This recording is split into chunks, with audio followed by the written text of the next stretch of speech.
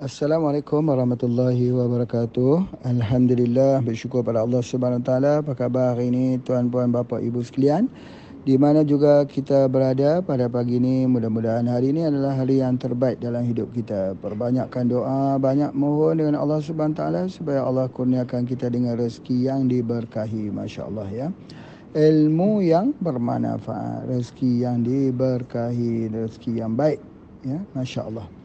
Baik, pada pagi ini Pak Haji nak bagi sedikit kuliah pendek ya tentang bagaimana pengobatan radik muda digunakan untuk rawatan stroke ya, macam mana ya. Jadi alhamdulillah ini ditriggerkan oleh testimoni yang dah mula dihantar oleh PJS Samsuri. Pak Haji baca kat sini testimoni tentang penyakit stroke. Cuma Pak Haji nak fahamkan sikit lagi sajalah ya, bahawa stroke ini kita tahu bahawa dia terjadi ada banyak sebab. Salah satunya ialah kerana terdapat CVA, cerebrovascular accident, iaitu pecah pembuluh darah. Kalau pecah pembuluh darah di sebelah kepala, sebelah kanan, stroke-nya belah kiri. Kalau pecah sebelah kiri, stroke-nya sebelah kanan. Jadi oleh sebab itu ada darah beku lagi. Jadi apakah boleh perawatan stroke ini dirawat menggunakan radik muda? Persoalannya, itu soalan yang kita nak bincangkan. Baik, salah satu yang menjadi kerosakan di untuk orang stroke ni ialah di bahagian kepala ya.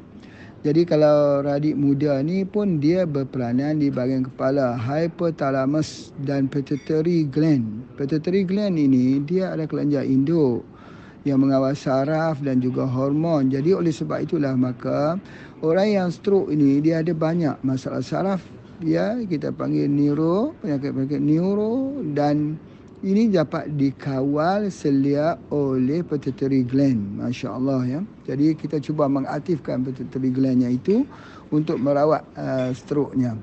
Baik, apabila orang itu stroke, masalahnya ialah dia tak ada tenaga ya, dia tak ada tenaga dan lemah. Macam mana kita nak dapatkan tenaga?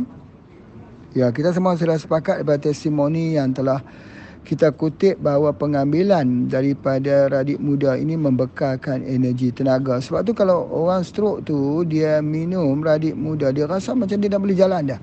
Dia rasa dia boleh turun daripada katil dah. Dia sudah turun daripada kasur. Sebab apa ya? Sebab dia sudah mula timbul keyakinan.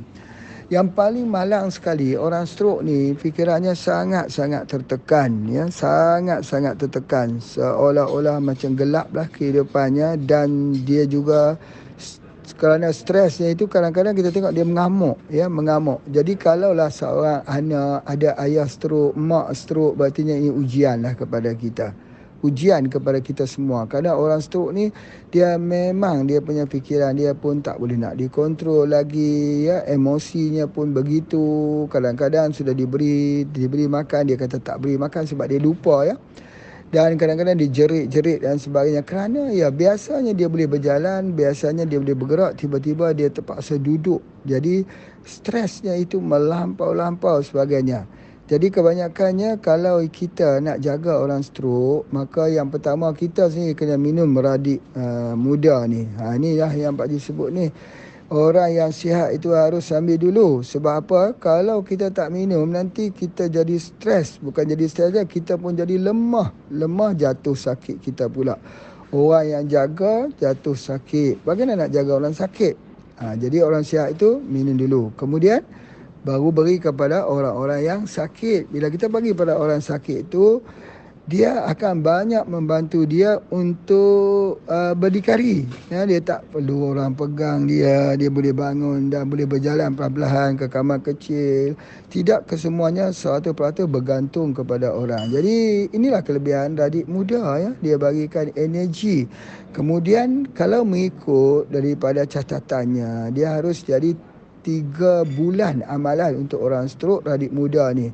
InsyaAllah banyak kebaikan yang dapat kita lihat lah. Ya, mungkin kalau kita nak harapkan dia sembuh 100% mungkin tidak. Tapi kalau 90% ke atas, kemungkinan besar akan terjadi. Jadi oleh sebab tu bagi mereka yang gunakan, betul-betul gunakan radik muda ni, berikan kepada orang stroke itu satu kebaikan. Masya Allah. Apatah lagi kalau kita bagi di peringkat awal sebelum stroke. Sebelum stroke tu ada kolesterol tinggi, ada darah tinggi, adalah maksud kata kesakitan-kesakitan dalam tubuh badan kita ini yang boleh membawa serangan stroke. Jadi oleh sebab itu kita gunakan awal-awal lagi sebelum lagi ada serangan tersebut. Itu yang Pak Haji sebutkan preventive medicine. Pengobatan Islam itu ialah pengobatan pencegahan. Ya, sebagai prevention is better than cure.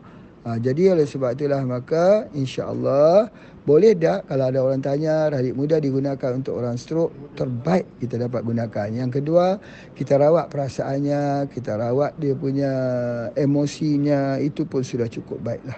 Ya, kalau kita dapat mendamaikan perasaan yang sedang gusar, galau dan sebagainya. Masya-Allah, terima kasih semua ya, terima kasih pada semua yang telah mengikuti bersama dengan Pak Haji di pagi-pagi ini. Assalamualaikum warahmatullahi wabarakatuh.